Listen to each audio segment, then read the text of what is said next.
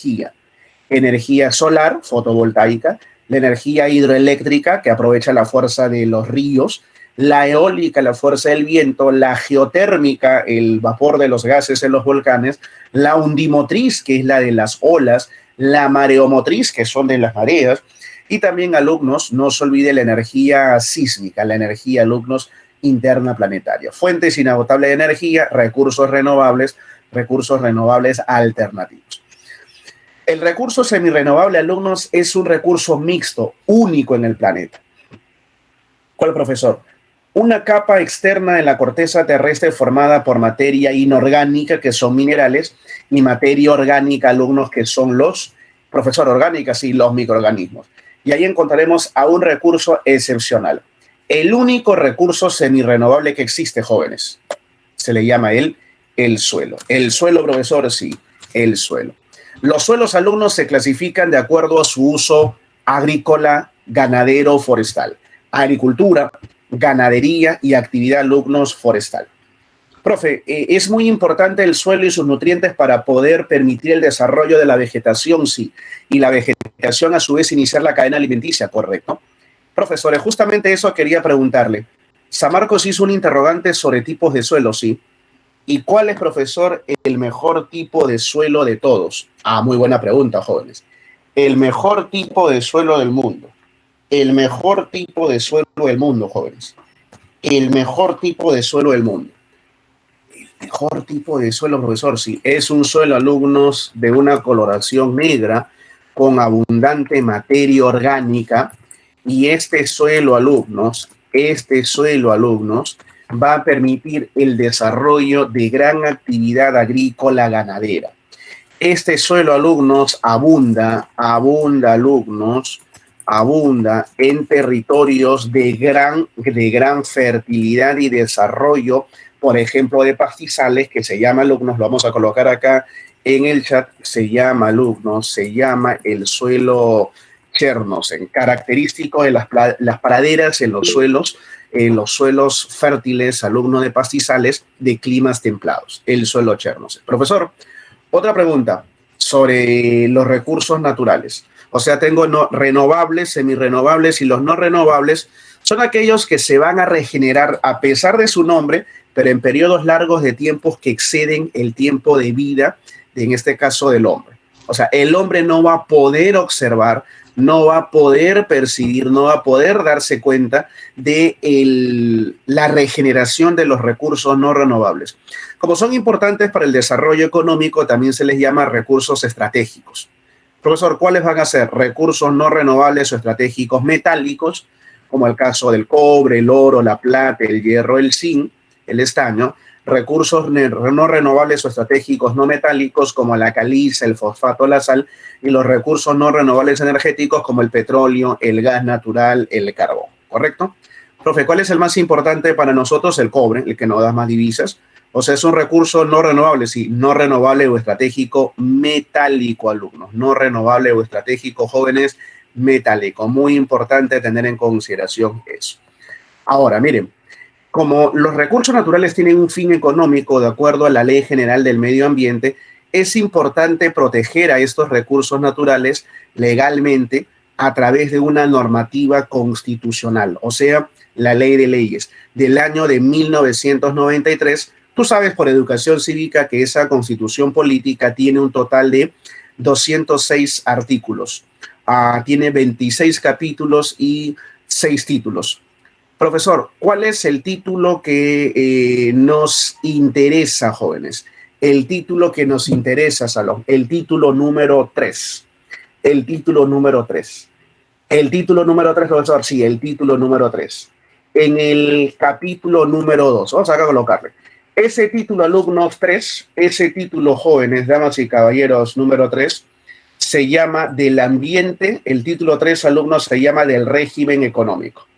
El título número 3, jóvenes, se llama del régimen económico, ¿correcto?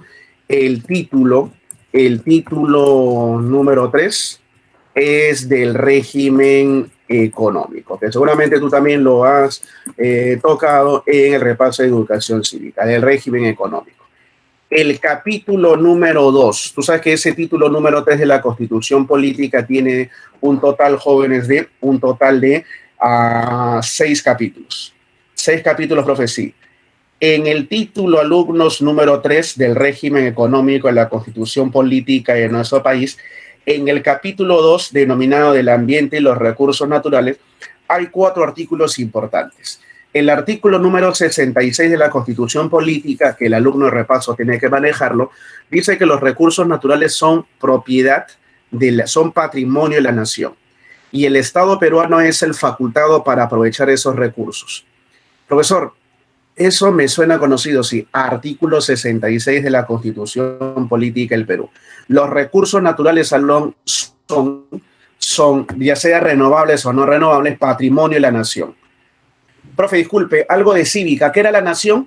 Es uno de los 3 componentes del Estado. ¿Te acuerdas que el Estado es el organismo político-administrativo que está conformado por un espacio físico llamado territorio, por un conjunto de personas con vínculos comunes que él habita, que se llama la nación, y con una capacidad de toma de decisiones que se llama la soberanía? Claro, profe, eso es el Estado. Listo, entonces, patrimonio de la nación, o sea, patrimonio ¿de quién? De todas las personas, de todos los peruanos, de todos los habitantes de este país. Eso, alumnos, son los recursos naturales, patrimonio de todos. Y el Estado peruano es el facultado para aprovechar esos recursos. ¿Correcto? Artículo 66. Artículo 67. El Estado peruano determina la política nacional del ambiente como la Ley General del Medio Ambiente y para ello utiliza los recursos naturales bajo un plan de manejo de desarrollo sostenible. O sea, le tenemos que dar un uso racional, un uso, alumnos, equitativo, justo a los recursos naturales, a fin de aprovecharlos para poder satisfacer la demanda del país, el crecimiento macroeconómico del país y también retribuir ese crecimiento macroeconómico en la mejora de la calidad de vida de la población. Profesor, una pregunta, ¿y cómo se mejora la calidad de vida de la población utilizando los recursos naturales? Redistribuyendo la riqueza que genera el uso de los recursos naturales por dichas empresas a través del pago de impuestos en la mejora de la infraestructura vial, carretera, ferrocarriles, puertos, aeropuertos, vías de comunicación y también, alumnos, en la mejora de la prestación de los servicios, educación, de salud, servicios como la luz, el agua, el desagüe, el internet, la telefonía a la población. Profe, disculpe, o sea que esa es lo que significa la mejora en la calidad de vida, claro. Eso es la mejora en la calidad de vida, la mejora en la prestación de los servicios por parte del Estado a todo el país, redistribuyendo la riqueza. El uso, alumnos, de los recursos naturales no implica de que el Estado peruano, a partir de ese uso, le tenga que dar plata directamente a las personas porque están utilizando los recursos naturales. ¿Que no, profesor? No, ese no es el asunto, ese no es el fin. El uso de los recursos naturales no implica que porque están aprovechando recursos naturales en el departamento donde vivo, ya con eso me tienen que pagar un sueldo y tienen que generar un clientelismo en la población. Ese no es la esencia del uso de los recursos naturales, que son patrimonio de la nación. Y la nación son todas las personas que habitan el Perú y que tienen, evidentemente, alumnos, una correspondencia a partir de su nacimiento, su natalicio acá en el territorio peruano. Profe, o sea que el uso de los recursos naturales va a permitir mejorar la prestación de los servicios. Y para eso tenemos, por ejemplo, algunos impuestos, como tú conoces, como el famosísimo canon, ¿no? El canon, que muchas piensan que solamente es el canon minero, cosa que no es cierta, ¿no? Hay canon minero, canon agrícola, canon forestal, hay diversos tipos de canon. Profe, y después el artículo 67, donde tiene que el Estado peruano aprovechar razonablemente los recursos. Alumnos, hay otro más. Está el artículo 68, donde habla de la obligatoriedad del Estado peruano, alumnos, del Estado peruano. ¿Para qué, profe? Para cuidar su biodiversidad, para proteger su flora, para proteger su fauna. O sea, el Estado peruano, alumnos, tiene la necesidad, la imperiosa necesidad de proteger sus recursos naturales, creando unidades de conservación como parques nacionales, reservas nacionales, lo que llamamos las áreas naturales protegidas. Más aún, porque el Perú es un país de excepcional diversidad biológica, es un país megadiverso. ¿Por qué somos un país megadiverso? Porque tenemos el bioma más biodiverso del planeta. El espacio alumnos tropical dominado por árboles, donde se concentra más del 50% de la flora y la fauna planetaria, que se llama la Amazonía, el bosque tropical amazónico o el bosque tropical lluvioso. Por eso, profesor, por esa razón, alumnos, tenemos que recordar, tenemos que precisar en el artículo 69 de la Constitución Política del Perú, artículo 6.9 de la Constitución Política del Perú, que el Estado peruano promueve el uso, el desarrollo sostenible de la Amazonía y de los recursos que ésta contiene. Por eso, muchachos, que hablamos, alumnos, de los recursos naturales y hablaremos el día de hoy de justamente Amazonía. Incluso hay algo más sobre los recursos naturales, ¿no? Protección de la biodiversidad. En la declaratoria final de la Constitución Política se habla de que el Perú es un país con presencia en el continente blanco, en el continente de la paz, que es la Antártida. Por esa causa también examen de admisión de San Marcos incluye en su prospecto lo referente a el continente blanco, el continente de la paz. Listo, profe. Una pregunta. ¿El hombre ha utilizado racionalmente los recursos? No. Por esa causa ha puesto alumnos en riesgo la existencia, la presencia, alumnos, la presencia de una gran cantidad de estos recursos naturales. Bajo alumnos, bajo el criterio del llamado desarrollo sostenido. Profe, disculpe, una preguntita. ¿No era desarrollo sostenible? No. Hay otro desarrollo llamado sostenido. Ese desarrollo, alumnos, llamado sostenido, ese desarrollo, jóvenes, llamado sostenido, es el desarrollo capitalista que indicaba de que había que aprovechar los recursos naturales porque como estos eran renovables, nunca se iban a acabar. Entonces, aprovechabas los recursos naturales de manera indefinida, cosa que llevó a la depredación, a la extinción de muchas especies. Ante esa problemática surge el concepto del desarrollo sostenible. El desarrollo sostenido es el desarrollo que nos ha generado la depredación. ¿Qué es la depredación? La pérdida de los recursos naturales, la destrucción, la devastación de los recursos naturales en el planeta. Gracias a actividades como la minería, como la industria, como la caza, como la pesca, alumnos, que han ocasionado, la agricultura también, pérdida de muchos de estos recursos naturales. Profe, ¿cuál es la causa de la devastación, de la destrucción de estos recursos? El cada vez más indiscriminado uso irracional de los recursos naturales y ese uso irracional de los recursos naturales que ha traído como resultados, ¿no? La deforestación, la quema de la cobertura vegetal, la contaminación, alumnos, del aire, del agua, del suelo, o sea, la contaminación de la atmósfera, la contaminación, alumnos, hídrica, la contaminación edáfica. También, alumnos, tenemos que adicionarle que cada vez hay más demanda de recursos naturales. O sea, cada vez hay más exigencia sobre el planeta de explotar más recursos naturales por parte de la sociedad. Hablamos de la sociedad como humanidad en general. No hablo en particular por un país, sino hablamos de todos. Profe, ¿y por qué hay tanta exigencia de satisfacer y de cubrir la demanda de los recursos naturales? Porque cada vez hay más personas. Se estima, alumnos, desde el año 2015 de manera ininterrumpida, que está aumentando la población del planeta en aproximadamente, alumnos, 130 millones de habitantes más por año. 130 millones de habitantes más cada año. O sea, eso ya es, muchachos, hablando de natalidad menos mortalidad, o sea, nacimientos menos muertos. No es que, profe, dígame cuántos nacen, cuántos mueren, no. Nacimientos menos muertos, natalidad menos mortalidad, alumnos, lo único que está generándose es 128, 130 millones de personas más por año. 130 millones de bocas más que alimentar, 130 millones de necesidades más que satisfacer, utilizando los recursos naturales que cada vez, alumnos, son más sometidos a la sobreexplotación. Eso, alumnos, está llevando a la depredación y a la extinción de especies o al peligro de extinción de especies, por ejemplo, en el Perú, ¿no? Como el chinchayo, el gato andino, el oso anteojos, oso andino, también alumnos el cocodrilo de Tumbes, el surio, ñandú andino, el mono choro de cola amarilla, que lo tenemos ahí. Mira la pregunta número 9, el mono choro de cola amarilla, que es una especie endémica, alumnos del Perú. El tunquio gallito de las roscas, que es otra especie endémica de nuestro país. La famosa, alumnos, pava liblanca.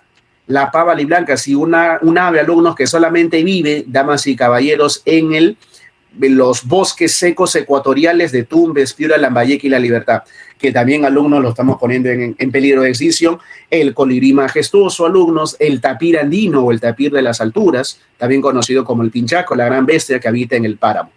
Son ejemplo, alumnos, de formas de vida que están viéndose amenazados porque son endémicas, o sea que solamente se ubican, se especializan en residir en un lugar en particular del planeta. Luego tenemos a la deforestación, que es la pérdida de la cobertura vegetal, alumnos, la pérdida de la cobertura arbórea en un territorio. Una pregunta, muchachos, en el chat rápidamente. ¿Cuál es la causa principal de la pérdida, alumnos, de árboles en una región? ¿Cuál es la acción, la actividad que ocasiona más alumnos, mayor cantidad de pérdida de árboles en el Perú? La tala, me dicen, la tala. Curioso, muchachos, o sea, no es la tala. No, profe, ¿cómo no va a ser no es la tala? No es la tala. La tala, jóvenes, tanto legal como ilegal, representa el 20% de la deforestación. El 20% de la deforestación. No. Cerca a los incendios. ¿Sabe por quién? Muy bien, Nicole. Correcto, Nicole Milagros. La respuesta es la agricultura migratoria. No, profe, ¿cómo va a ser la agricultura la culpable de perder árboles? Mucho. Error. Como yo veo que esa zona tiene arbolitos, entonces, como hay árboles, hay nutrientes para poder soportar vegetación. ¿Qué tal si cortamos esos árboles y en lugar de árboles colocamos unas chacras de cacao? Ya, profe. Y empezamos a quemar los árboles o a talar los árboles para en su reemplazo colocar cacao. ¿Qué hice? Deforesté. Pero lo peor es de que el juego de pensar que ese lugar, como tiene arbolitos, tiene potencial para la agricultura, nos sale mal. ¿Por qué, profesor? Porque el tipo de suelo que abunda en la región, alumnos, amazónica, es más un suelo forestal, un suelo de bosques, no tanto, muchachos, señoritas, un suelo agrícola. Entonces, el suelo nos va a ayudar para hacer cultivos de cacao, de palma aceitera, de café, 3 años, 4 años, y después el suelo ya no sirve, se quedó sin nutrientes, y tendríamos que volverlo a fecundar, a fertilizar. Pero como eso es más trabajoso, entonces, ¿qué dice el hombre colono amazónico? ¿Para qué otra vez abonar el suelo si allá al costado hay más árboles? Vayamos otra vez, migremos nuestros productos agrícolas y cortemos ese otro cemento de bosque y hacemos lo mismo. Y así el hombre, como un insecto, va desplazándose por la naturaleza y genera, con la agricultura migratoria, pérdida de bosques. Esta cifra, alumnos, es terrible, ¿eh? Según el Ministerio del Ambiente, el 80%, alumnos, el 80% de la biodiversidad, el 80% de la deforestación en el Perú es culpa de la agricultura migratoria. Profe, ¿dijo usted 80%? Sí, 80%. O sea, profe, que de cada 100 hectáreas de bosques en el Perú, 80 son culpa de la agricultura migratoria. La principal actividad económica en deforestación en el Perú. Luego viene la tala con la minería, pero muy, muy lejos. Profe, ¿qué especies son demandadas y deforestadas? La caoba, el chihuahuaco, el cedro, el tornillo, principalmente la Amazonía. Profesor, ¿y qué tan importante es el bosque? Alumnos, el Perú es un país forestal. O sea, más de el 50, casi el 60%, muchachos, del territorio total del Perú es bosque, es Amazonía. O sea, jóvenes, estamos hablando de un territorio mucho más grande, alumnos, que todo Chile tiene Perú en bosques. O sea, cuando veas el mapa de Sudamérica y mira Chile, el Perú tiene un territorio más grande que todo Chile en superficie de bosques, en superficie arbórea. O sea, somos un país con eminente alumnos suelos forestales. O sea, casi el 60% del territorio peruano es forestal. Y esa, profesor, región alumnos boscosa, ha sido muy depredada, muy devastada en departamentos como San Martín, que es el más deforestado del Perú por la agricultura migratoria en el Valle del Guayaga, San Martín, Loreto, Ucayali, Huánuco, Madre de Dios, principalmente alumnos en la región selva, la región andina y amazónica también de Junín. Tenemos a Pasco, está Amazonas, Cusco, región andina, Puno, región andina y amazónica, Cajamarca, Ayacucho, Piura, alumnos, que es el más deforestado en la costa. Profe, pero el podio de los 3 más deforestados, ahí lo tienes, ¿no? Evidentemente, San Martín, Loreto y Ucayali, que son departamentos amazónicos. Ahí, alumnos, tenemos la deforestación. Miren ustedes, muchachos, miren esa gráfica, ¿no? El 54% del territorio peruano es bosques húmedos, 54%. 54%, profesor, 54%. 54%. Profe, ¿qué más tenemos? ¿Quién más tenemos? Profe, 3% del bosque seco, alumnos, de la costa norte. El bosque seco ecuatorial de la costa norte, Tumbes, Piura, Lambayeque, La Libertad, parte de Cajamarca. Mientras el bosque, alumnos, el bosque amazónico húmedo es de la selva alta y la selva baja. Y 0,2%, alumnos, del bosque andino. El bosque andino que abarca las regiones naturales Yunga, Quecho y Suni del gran Javier Pulgar Vidal. Para ello tenemos al CERFOR, que es el Servicio Nacional Forestal, que le pertenece, alumnos, al Ministerio de Desarrollo Agrario y Riego. Profesor, una pregunta más sobre los bosques tropicales. Un dato, muchachos, para que usted lo tenga en cuenta. En el mundo, el Perú es, de 195 países, el 9º con la mayor cantidad de superficie boscosa. El 9º en el mundo con superficie boscosa. Y en el mundo tropical, de los países cercanos al Ecuador, solamente le gana en superficie de árboles totales al Perú, Brasil, en América del Sur, la República Democrática del Congo en el África y, alumnos, Indonesia en el continente asiático, que son países más extensos que el Perú, países tropicales, y el cuarto país tropical con la mayor extensión de bosques es justamente, alumnos, el Perú. Profe, ¿qué es la desertificación? Es la pérdida de la cobertura, la pérdida, alumnos, de la capacidad productiva del suelo, debido, alumnos, ¿a qué?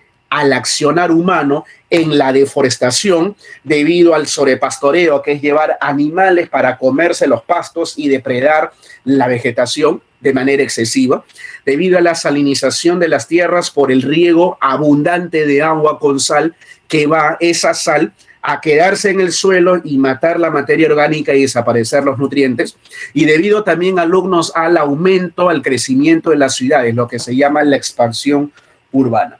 Profesor, o sea que la desertificación es la pérdida de la capacidad productiva agrícola, ganadera, forestal de un suelo por el accionar del hombre, sí. Diferenciarlo, alumnos, diferenciarlo, alumnos, diferenciarlo de otro proceso, alumnos, en el que el suelo va perdiendo nutrientes, capacidad productiva. ¿Pero por qué, profesor? Por el accionar natural. El accionar natural, alumnos, sí, el accionar natural de la erosión eólica en los desiertos. ¿Qué va ocasionando, profesor? ¿Qué cosa? La movilidad natural de las arenas en los desiertos. Ese proceso, alumnos, ese proceso en el que la naturaleza va incrementando el tamaño del desierto por la erosión eólica, se le conoce con el nombre de la desertización. Profesor, disculpe, ¿la desertización es la causal por la que existen desiertos de forma natural en ciertos lugares del mundo? Sí. ¿Y la desertificación es el accionar humano que genera pérdida de nutrientes al terreno? Sí. O sea, en ambos casos tanto por desertificación como desertización, un espacio se puede convertir en desierto. ¿Cuál es la diferencia? La génesis, el punto de partida. Si es un proceso natural, desertización. Y si es un proceso humano, contaminante, se le llama la desertificación. Me olvidaba, ¿en qué lugares hay más desertificación? En la costa norte, Tumbes, Piura, Lambayeque, también en la costa de Lima, en Ica, costa central. En la sierra, profesor, por sobre pastoreo en las mesetas, Puno, Collao, Junín con el Bombón, Pampa, Galeras en Ayacucho. Y en la selva, en este caso, por deforestación, en San Martín, en Loreto, Ucayali, también tenemos la desertificación. Profe, ¿en la selva hay desertificación? Sí. No es de que exista naturalmente desiertos, sino que por culpa del hombre hay lugares que los convertimos en zonas desérticas por la contaminación. Una de las causales, profesor, que usted dijo del proceso de desertificación es la salinización, sí. ¿Y qué es eso, profe? La concentración excesiva de sales, de minerales dentro de la tierra por la irrigación, el sobreriego de terrenos. El agua del río Alumnos no es que sea dulce. Profe, no entiendo. ¿Cómo que el agua del río no es dulce? Si dicen que el agua del río es dulce. Total, el agua del río es dulce. El agua del río no es exactamente dulce. Lo que sucede es que por didáctica se dice agua dulce y agua salada. Porque el agua salada del océano tiene 35 gramos de sal de concentración por litro. Pero el agua de un río, de un lago, tiene 3 gramos de concentración de sal por litro. O sea que al final también tiene sal. Solo que la cantidad salina, la concentración de sal en un terreno, en una masa de agua lótica como es el río, es muchísimo menor en comparación, alumnos, a los océanos. O sea, al final también es agua con sal, pero menos salada. Por eso, entre comillas, le dicen agua dulce. Entonces, cuando tú sobrerriegas la tierra en agricultura intensiva con obras hidráulicas, si no tratas el agua del río, el agua con sal, vas a salinizar el terreno y esa sal, el calor va a evaporar el agua, la sal no se va a evaporar, se va a sedimentar por gravedad en las partes bajas, va a destruir a la materia orgánica, va a desaparecer a los nutrientes y el terreno se va a volver estéril, se va a volver un desierto. Problema, alumnos, de salinización de terreno, salinización de tierras que llega a la desertificación. Profesor, ¿dónde tenemos la salinización? Por la agricultura, en la costa, en los valles y en las pampas. Tumbes, Piura, Lambayeque, La Libertad, Ancash, Lima, Ica. En la sierra, en los valles interandinos, el Mantaro en Junín, el Urubamba en el Cusco, mientras alumnos en la selva y los valles longitudinales, el Guayaga entre San Martín y Huánuco, jóvenes, Alto Mayo en San Martín, Chanchamayo en Junín, Quillabamba en el Cusco. Ahí está la salinización de tierras. Y luego, profesor, está la contaminación. Un tema, alumnos, que lo tienes también en el curso de biología y en química. La contaminación es la alteración de las condiciones naturales del medio, del ambiente que nos rodea. Como el ambiente tiene aire, contaminación atmosférica, como el ambiente tiene agua, contaminación hídrica, como el ambiente, alumnos, tiene suelo, contaminación edáfica. La contaminación del agua, alumnos, yo la puedo clasificar en 3 grandes grupos, te lo voy a mencionar. La contaminación física del agua es cuando, gracias a sistemas de refrigeración, agua utilizada en sistemas para bajar la temperatura de reactores nucleares, se modifican las propiedades del agua. Y es ahí porque la actividad nuclear puede contaminar el recurso hídrico. Profesor, o sea que la contaminación física del agua es cuando utilizamos el líquido elemento en sistemas de refrigeración de reactores nucleares. Más aún si hay fugas nucleares hacia el medio natural, como es el caso de Chernobyl en Ucrania, como es el caso, alumnos, de Fukushima en Japón. Listo. Profesor, ¿y cómo puedo contaminar biológicamente el agua?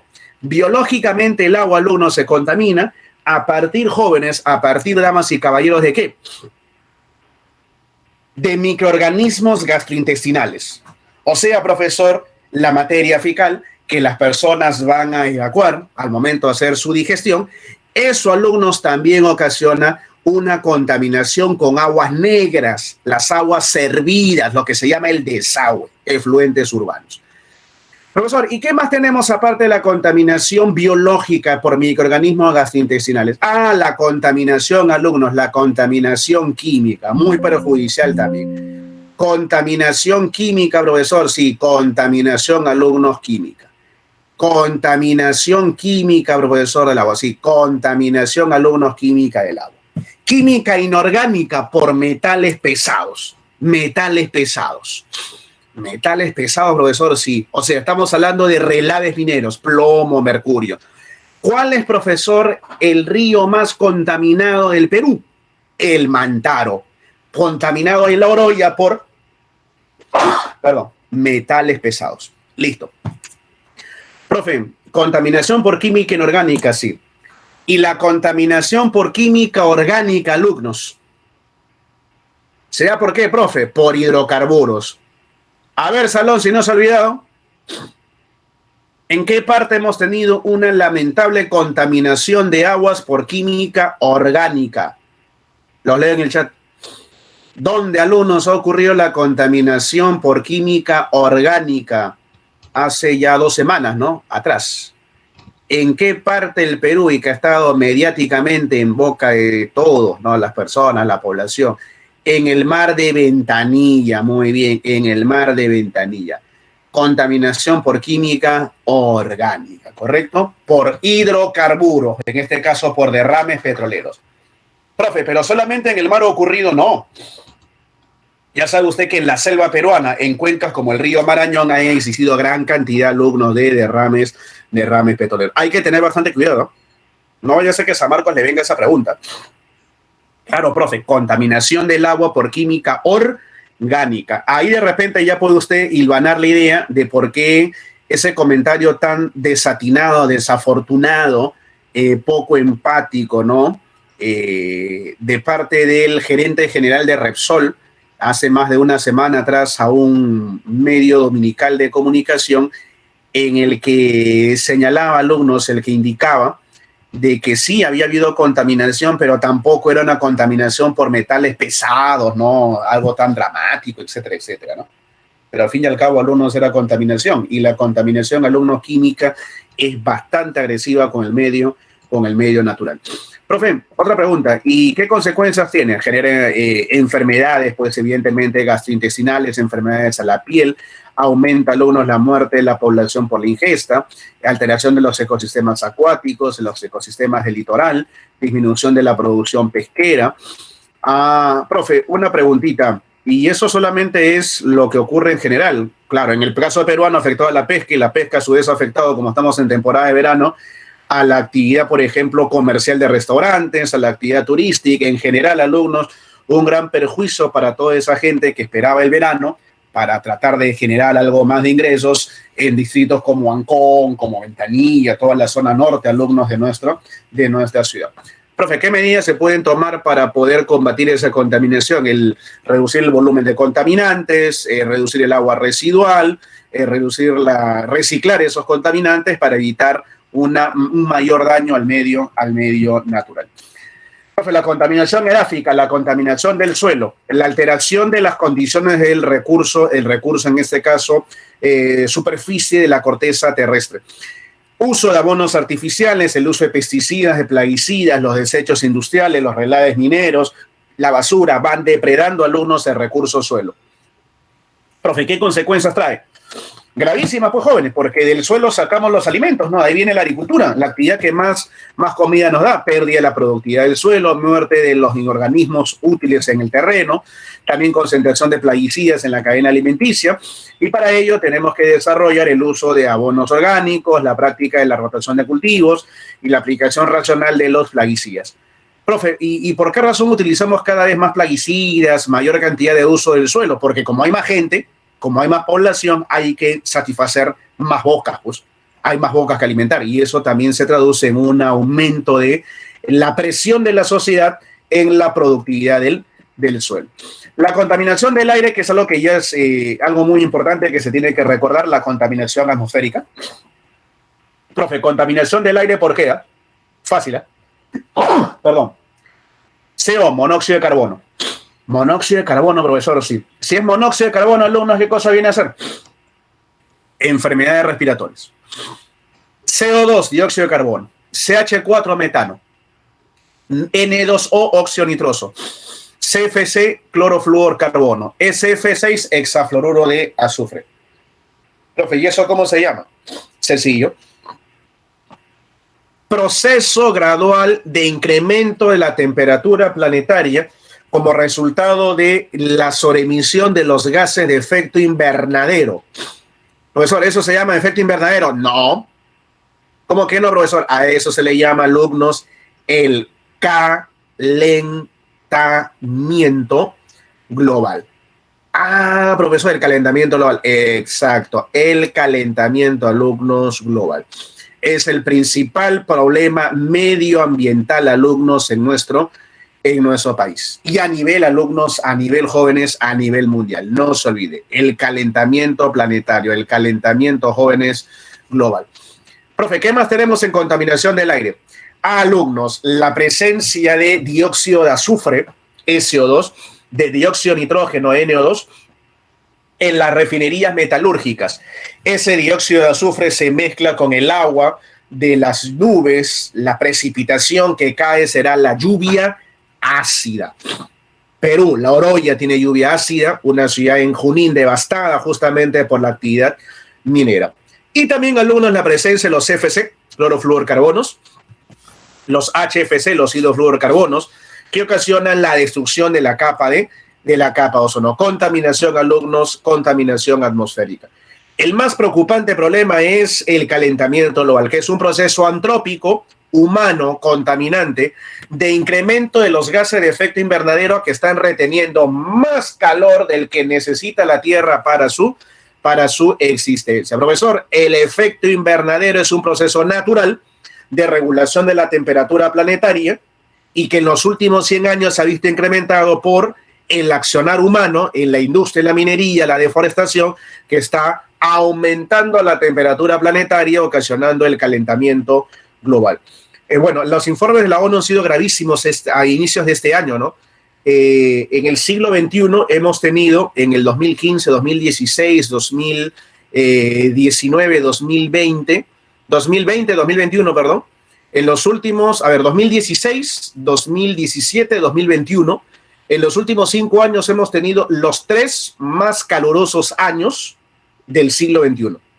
Y lamentablemente, alumnos, el calentamiento global sigue, alumnos, dándose con más intensidad, ocasionando pues cada vez mayores probabilidades de cambios, alumnos, climáticos. Bueno, la lluvia ácida, profesor, que es el proceso en el que la emisión en refinerías metalúrgicas de el dióxido de azufre, el dióxido de nitrógeno, al interactuar con la humedad atmosférica, genera la precipitación ácida, que acidifica los suelos, que acidifica también las aguas de los ríos, de los lagos, genera una pérdida de nutrientes en el suelo, una pérdida de vegetación, de plancton, de fitoplancton en las aguas, generando en los ríos, en los lagos, en los océanos también una reducción de la diversidad biológica. Muy aparte de las enfermedades respiratorias a las poblaciones y también la corrosión de monumentos, de estructuras de concreto, de asfalto, de metales. La contaminación, profesor, en el caso peruano, el Instituto Blacksmith en el año 2012 elabora un informe, en el 2018 también, cada 6 años lo hace, sobre la contaminación de ciudades en el mundo. Y tanto en el año 2012 como en el 2018, el próximo informe sale en el 2024, ha señalado que el Perú tiene a una de las 10 ciudades más contaminadas del mundo, la ciudad de La Oroya, alumnos, la ciudad de La Oroya en el departamento de Junín, la capital metalúrgica de nuestro país. Lamentablemente, alumnos, es la única ciudad americana que se encuentra en ese ranking y la tenemos, alumnos, acá en nuestro territorio. Profe, y aparte de eso, el desarrollo sostenible, Salón, es el desarrollo que busca satisfacer las necesidades del presente, las necesidades actuales, sin poner a alumnos en riesgo las necesidades de las futuras generaciones. Fue establecido por la Comisión Mundial sobre el Medio Ambiente y el Desarrollo, dirigido por la entonces primera ministra noruega, Gro Harlem Brundtland. Por esa razón, a este informe, Nuestro Futuro Común, donde se habla justamente del concepto de desarrollo sostenible, fue conocido como el informe Brundtland, el informe del desarrollo sostenible. Desarrollo, repito, que satisface las necesidades actuales sin comprometer las necesidades de las futuras generaciones. Se basa en 3 pilares el desarrollo sostenible, determinados en el año 92, en la Cumbre de la Tierra de Río de Janeiro, en Brasil. 3 pilares: el pilar social, el pilar económico y el pilar medioambiental. El pilar económico busca la eliminación de la pobreza y la extrema pobreza en el planeta, la necesidad y la extrema necesidad. El pilar social busca una sociedad más justa, más equitativa en la distribución de los recursos naturales y el acceso a los beneficios por el uso de dichos recursos naturales. Eso, alumnos, es el pilar alumnos, en este caso social. Y el pilar medioambiental o ambiental, alumnos, es sencillo, ¿no? El acceso, la recuperación de los espacios que han sido depredados por parte del hombre. ¿Qué quiere decir, profesor, eso? La recuperación de hábitats que hayan sido destruidos por el accionar humano. Recuperas el hábitat y a su vez proteges el espacio para que no vuelva a destruirse. La confluencia, jóvenes, del pilar social más el pilar económico hará de que el planeta sea equitativo en la distribución de la riqueza. La confluencia del pilar social más el pilar medioambiental hará de que vivamos en un planeta soportable, vivible. Y la confluencia del pilar económico para ese pilar medioambiental hará viable la explotación de los recursos naturales sin destruirlos. Y la confluencia de los tres hace que tengamos un desarrollo sostenible. Profe, y ese desarrollo sostenible viene, alumnos, de la Cumbre de la Tierra de Estocolmo, en Suecia, en el año 72, donde se lanza una crítica al antiguo enfoque llamado desarrollo sostenido. Ante ello, el Programa de las Naciones Unidas para el Medio Ambiente, que dirigía esa reunión, encomienda a la humanidad elaborar un nuevo enfoque económico que conllevaría 15 años después, en el 87, a la formulación del concepto del desarrollo sostenido. El desarrollo sostenible es el desarrollo que satisface las necesidades actuales sin destruir el planeta, y con eso va contra el desarrollo sostenido, que era el anterior enfoque, en el que había que desarrollarnos sin importar si destruíamos al planeta, porque al final la Tierra se va a regenerar solita. Eso, profesor, se refuerza en la Cumbre de Río de Janeiro del año de 1992, Brasil, donde se establece el Programa 21, que era un conjunto de 27 objetivos a solucionar en el presente siglo, la Declaración sobre la Conservación de los Bosques, el Convenio de la Diversidad Biológica, el Convenio de las Naciones Unidas contra la lucha de la desertificación y el Convenio Marco de la ONU para el cambio climático. La Cumbre de Johannesburgo, alumnos, del año 2002 en Sudáfrica, llamado también la Cumbre Río +10, en la que se establecen las metas del milenio. Y en el año, alumnos, 2012, la Cumbre de Río de Janeiro, otra vez en Brasil, llamada también Río +20, en la que se busca un nuevo enfoque para reemplazar a las metas del milenio, y que se haría 3 años después, en el 2015, en septiembre, en la Asamblea General de las Naciones Unidas, cuando se publica el informe Transformar Nuestro Mundo, septiembre del año 2015, llamado también Los Objetivos de Desarrollo Sostenible, o simplemente Salón, la Agenda 2030. Es un conjunto de 17 objetivos y 169 metas que desde el 1 de enero del 2016 se deberían cumplir en el año 2030. ¿Y qué se basa, profesor? En las personas, poner fin a la pobreza, en la prosperidad, en este caso, alumnos, asegurar una vida próspera en armonía con la naturaleza, en la paz, promover la no violencia, la justicia, las sociedades inclusivas, en la alianza para implementar una sólida cooperación global internacional, el planeta, profesor, protegiendo los recursos atmosféricos, los recursos hídricos, los recursos edáficos. Profe, ¿qué pasó? Lamentablemente, estos 17 objetivos, muchachos, que voy a mencionar: el fin de la pobreza, el número 1, el hambre cero, salud y bienestar, educación de calidad, igualdad de género, agua limpia y saneamiento, energía asequible y no contaminante, trabajo decente y crecimiento económico, industria, innovación e infraestructura, reducción de las desigualdades, ciudades y comunidades sostenibles, producción y consumo responsables, acción por el clima, vida submarina, vida de ecosistemas terrestres, paz, justicia, instituciones sólidas, alianza para lograr los objetivos. La pandemia, alumnos, por lo menos jóvenes, en los 5 o 6 puntos iniciales ha traído abajo todito. Profe, ¿por qué? El fin de la pobreza, que era el primer objetivo, el más importante. Perú ha retrocedido como 12 años en el combate con la pobreza. Profe, ¿cómo así? El Perú en el año 2019 estaba en un aproximadamente, Salón, estábamos en un 20% de pobreza y 4%, 2019, en el 2019 estamos en 20% de pobreza del Perú y 4% de extrema pobreza. En el año 2021, el bicentenario, queríamos llegar a un 2 a 2,5% extrema pobreza y a un 15% de pobreza. ¿Qué nos dejó la pandemia en un año y medio, un año?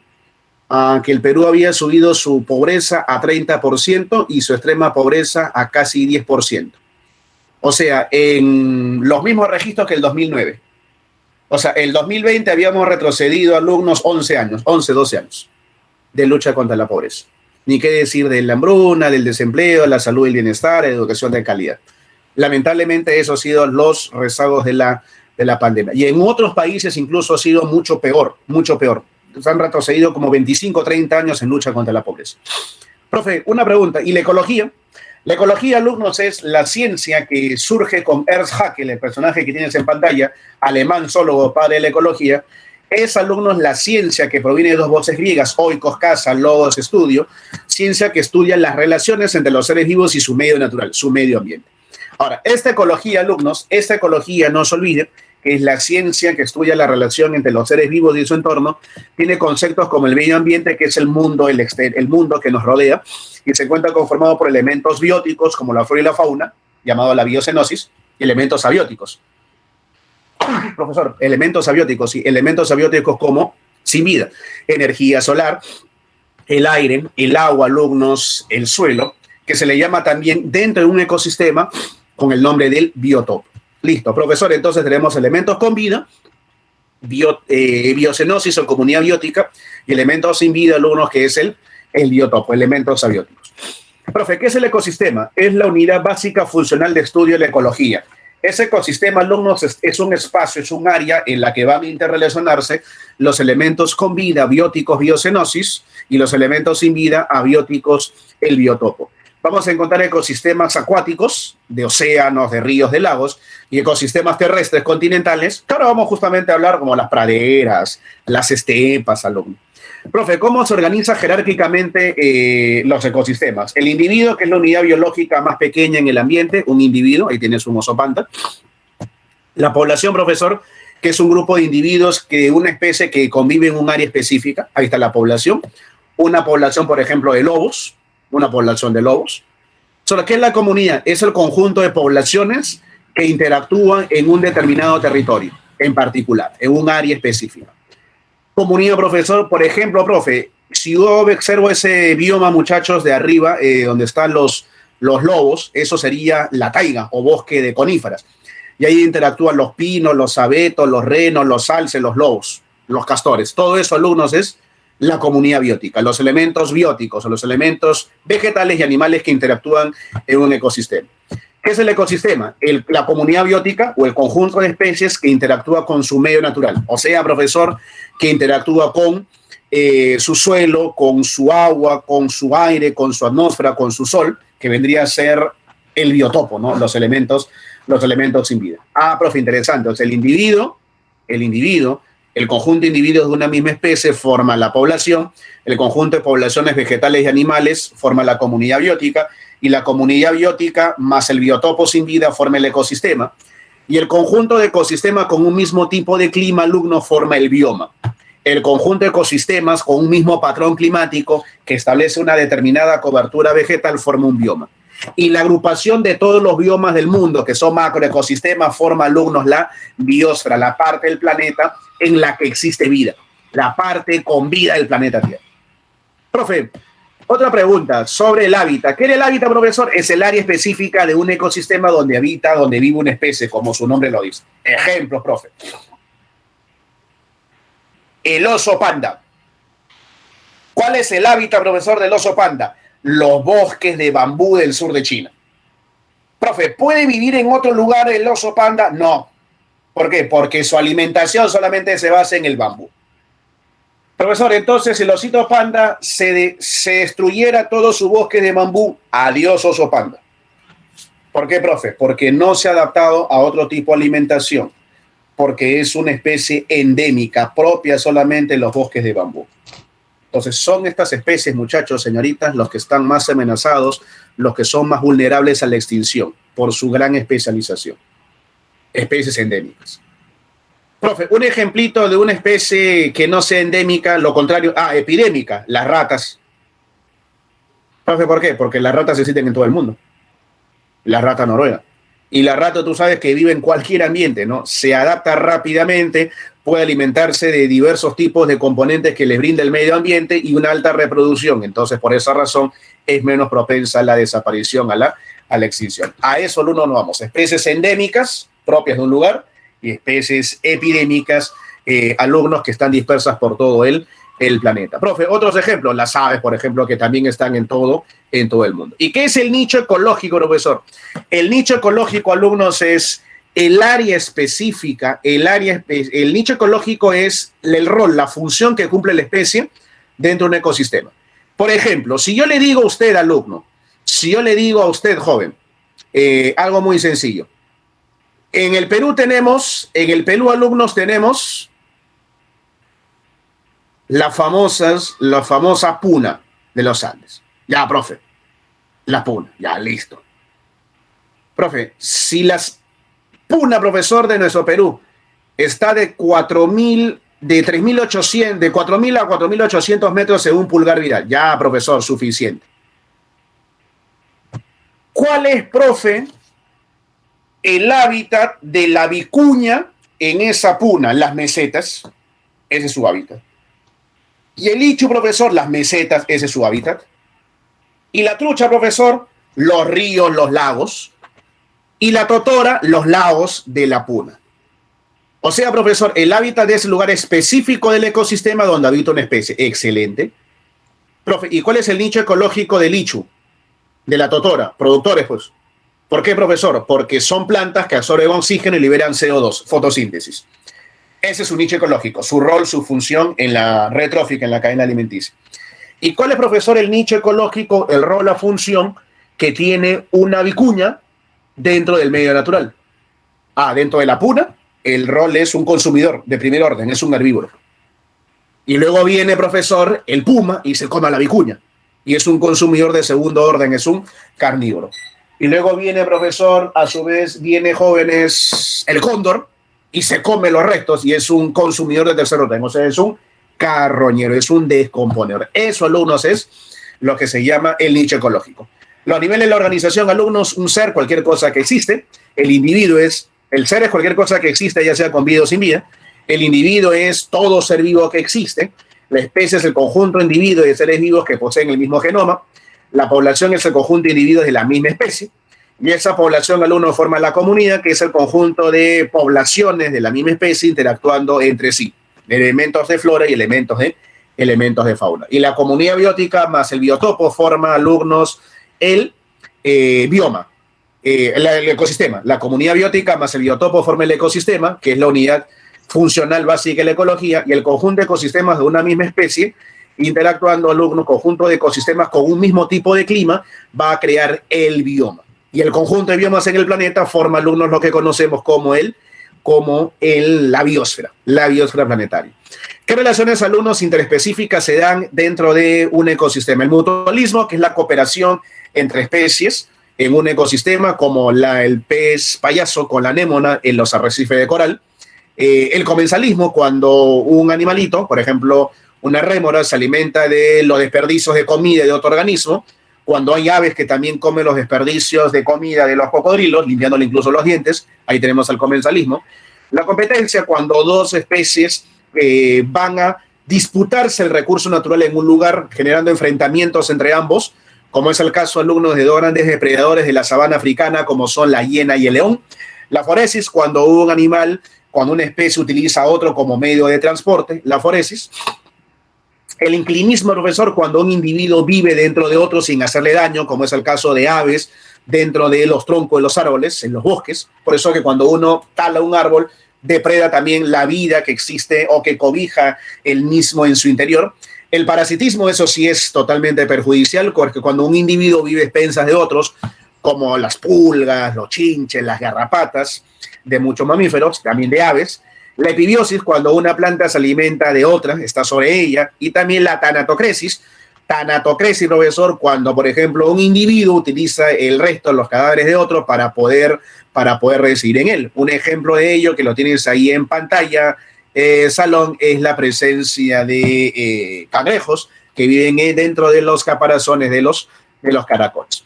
Profesor, ¿qué era el bioma? Un término acuñado por el biólogo estadounidense Frederick Clemens en el año 1916, señalando que un bioma es un conjunto de ecosistemas con un mismo patrón climático, lo cual determina una específica cobertura vegetal. Profesor, ¿qué biomas tenemos? Biomas acuáticos, biomas marinos, por ejemplo, en la zona nerítica y la zona pelágica. Muy sencillo, Salón. La zona nerítica es la parte de 0 a 200 metros de profundidad que está sobre el zócalo continental. Ahí se da el afloramiento y mayor diversidad de especies. Mientras la zona pelágica, en el océano, es la parte de 0 a 200 metros de profundidad, más allá de los dominios del zócalo continental, donde no tenemos fenómeno de afloramiento. Mientras que, profesor, los ecosistemas acuáticos de agua dulce pueden ser los lóticos, las aguas de los ríos, y las lénticas, las aguas de los lagos. Los ecosistemas terrestres, vamos a agruparlos en 3 grandes zonas climáticas. Los ecosistemas tropicales o tórridos, el bosque tropical, el desierto y la sabana. Luego tenemos los ecosistemas templados, que son la pradera y el bosque templado, y los ecosistemas fríos, que son la taiga y la tundra. Profesor, ¿cuál es el más biodiverso? El bosque tropical. ¿Y cuál es el menos biodiverso? La tundra. La tundra, alumnos, el de menor variedad de flora y de fauna. El bosque tropical, observen, se localiza en América del Sur, América del Centro, América del Norte, en el África, en el sur de Asia y en el norte de Oceanía.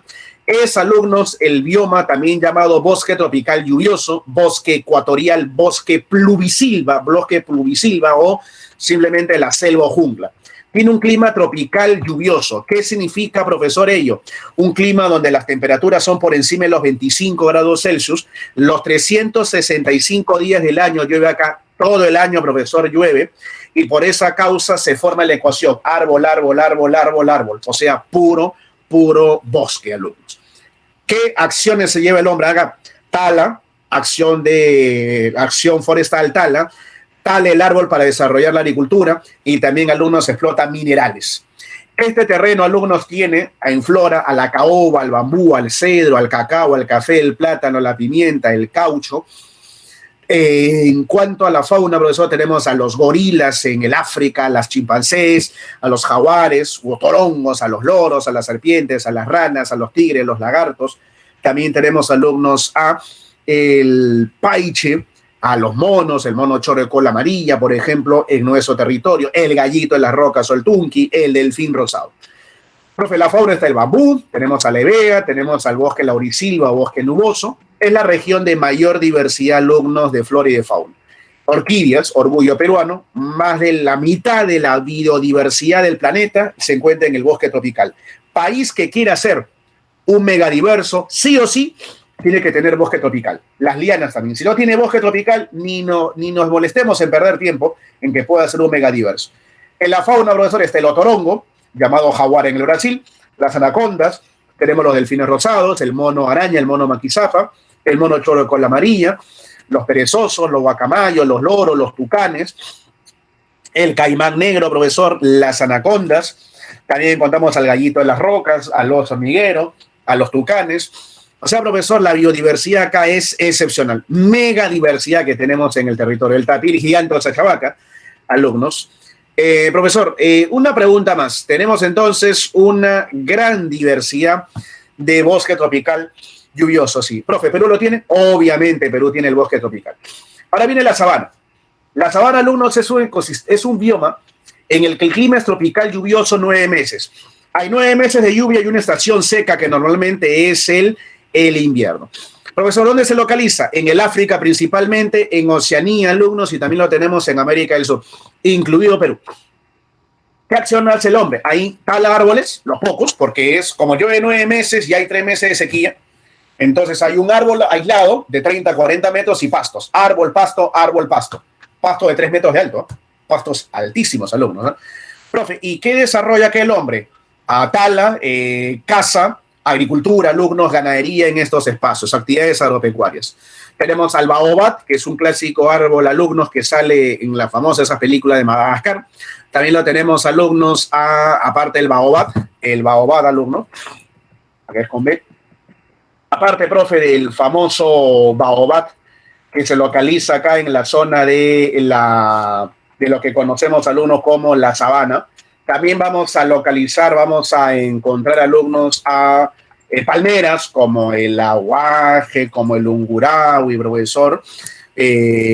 Ojo, también encontraremos acá la existencia de fauna como los leones, los leopardos, los guepardos, los elefantes, la cebra, los hipopótamos, las jirafas, el canguro, la garza real, el ñandú, el oso hormiguero, el lobo de crin en el caso peruano, el ciervo de los pantanos.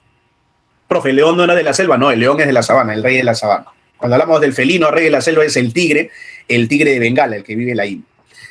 Profe, ahí tenemos, miren la sabana, ¿no? Arbolitos y pasto, diferente un bosque. Ahí está el baobab, ahí tenemos a las acacias, las acacias.